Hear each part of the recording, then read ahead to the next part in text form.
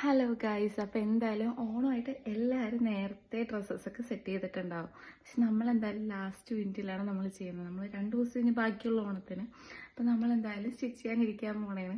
ഇത് തികച്ചും സ്വാഭാവികമായ ഒരു കാര്യമാണ്. എല്ലാ പരിപാടിക്കും ഇങ്ങനെയായിരിക്കും. നമ്മൾ ലാസ്റ്റ് സ്റ്റിച്ച് തന്നാലും എന്തെങ്കിലുമൊക്കെ ലാസ്റ്റ് ഒപ്പിക്കും.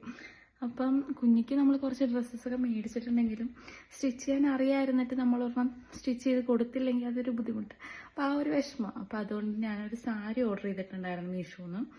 450 രൂപയായിട്ടുള്ളൂ കേട്ടോ ഈ സാരിക്ക്. പക്ഷെ നല്ല സാരി, അടിപൊളി സാരിയാണ് കേട്ടോ.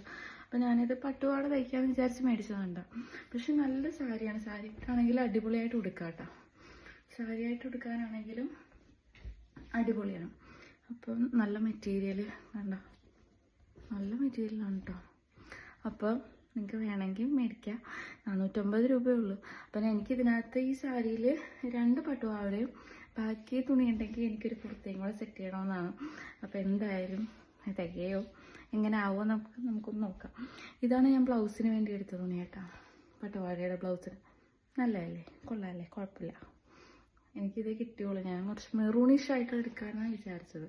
പക്ഷെ ആ ഷെയ്ഡ് എനിക്ക് കിട്ടിയില്ല. എന്നാലും കുഴപ്പമുണ്ടാവില്ലെന്ന് വിചാരിക്കുന്നു. അപ്പം എങ്ങനെ വരുമെന്ന് നമുക്കൊന്ന് നോക്കാം. ഓക്കെ, ഓണത്തിന് മുമ്പ് തീർന്നാൽ മതിയായിരുന്നു.